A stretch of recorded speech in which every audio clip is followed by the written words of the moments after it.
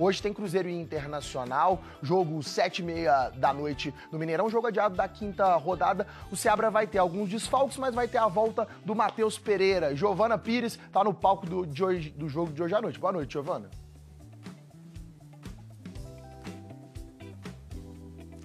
Muito boa tarde, viu, Paulucci? Boa tarde para você, para todo mundo que acompanha a gente aqui no GE. Cruzeiro chega para essa partida naquela situação, né? Não vence no Brasileiro desde o fim do mês passado, 4 jogos. Então, até por isso, o técnico Fernando Seabra chega um pouco pressionado para essa partida. A diretoria ainda confia, segue confiando no trabalho do treinador, mas entende também a necessidade dos resultados. Sobre o time, o técnico Seabra não vai ter o William e também não vai ter o Lucas Romero. Os dois cumprem suspensão nessa rodada. E aí, desfalque também no departamento médico. Lautaro Dias e o jogador o Álvaro Barreal ficam de fora desse confronto, estão com problemas musculares e desgaste muscular. Então, por conta disso, o provável Cruzeiro tem Cássio no gol, sem o William na lateral, Zé Ivaldo ou Everton vão aparecer, o João Marcelo e Vidalba, dupla de zaga, com o Marlon pelo lado esquerdo. Meio campo, Wallace, Japa ou Ramiro, Matheus Henrique, Matheus Pereira, com a dupla de ataque formada por Arthur Gomes e Dineno.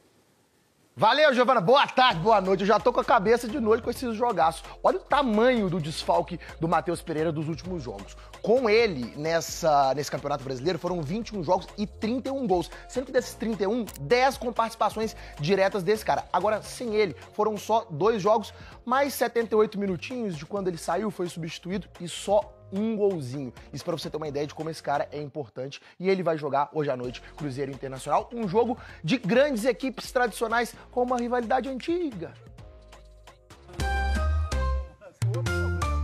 Vai gravando porque depois não vai esquecer tudo a gente. 2 lendas da história do Cruzeiro, Piazza e Nelinho. Personagens que participaram de uma rivalidade histórica do futebol brasileiro. Cruzeiro e Internacional era isso, você ia ver gols. Em meados da década de 70, Cruzeiro e Internacional eram as grandes forças do país. Em 1975, os dois clubes disputaram a final do Brasileirão em jogo único. A partida foi em Porto Alegre, porque o Inter tinha a melhor campanha na competição. Eu só tenho uma história para contar disso aqui. Uma falta que não aconteceu, que o Piazza chegou por trás do Valdomiro e nem encostou nele, ele se jogou. O árbitro era Dulcídio Vanderlei Bosquilha. Seu Bosquilha, não foi falta, ele se jogou, ele simulou. Mas a falta estava marcada. Um zagueiro se tornaria o carrasco do Cruzeiro. Bola na área, Figueroa! O chileno Elias Figueroa marcou o que ficaria conhecido como gol iluminado, por causa da luz do sol que refletiu sobre o jogador quando cabeceou a bola. A gente na rua depois tinham alguns garotinhos ou filhos doentes e me pediam que tocara ele para melhorar, porque achavam que isso era um milagre, o iluminado aquele, né? Aquela luz. Depois do gol, Piazza disse que o árbitro o chamou. Ele disse assim, o capitão, capitão, se não foi, você me desculpa que eu fui traído no lance. O Cruzeiro pressionou. Criou mais chances que o adversário. Nelinho toma bastante distância.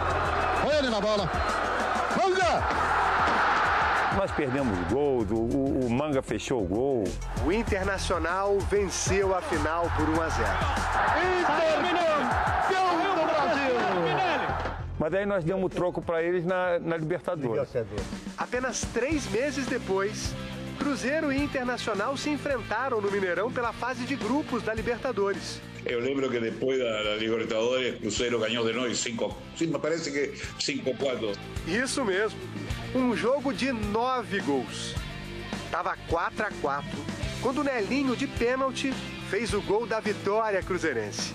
Para quem esteve no Mineirão, foi um jogo realmente maravilhoso.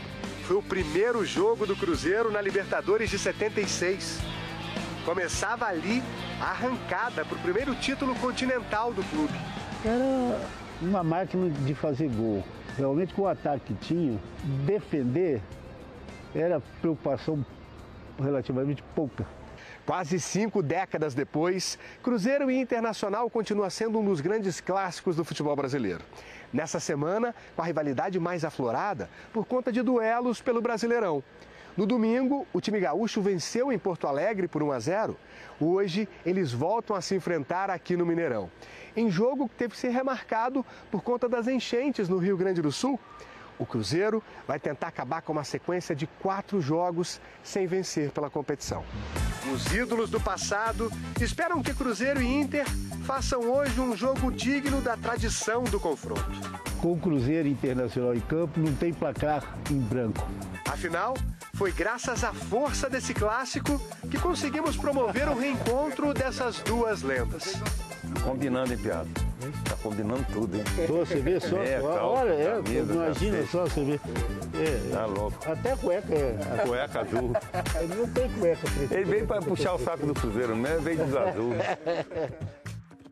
A cueca não mostra não, Piazza, pelo amor de Deus. Ó, já tem Brasileirão feminino na tela da Globo, quartas de final Palmeiras e Cruzeiro, jogo da volta.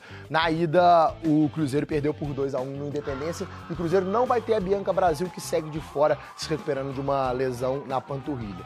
E ó, notícia importante, mudança no comando do América, a gente mostrou aqui no Globo. Cruzeiro e Internacional, partida aí pela 5ª rodada do Campeonato Brasileiro, que estava atrasada. Bruno Arleu de Araújo. Como é que pronuncia aí? Bruno Bosquilha.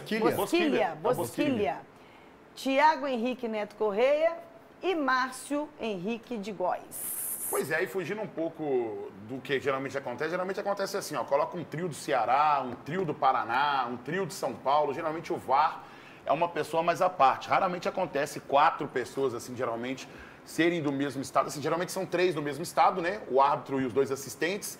E o VAR, geralmente, é alguém mais aleatório, assim, do Rio, do Paraná e tal.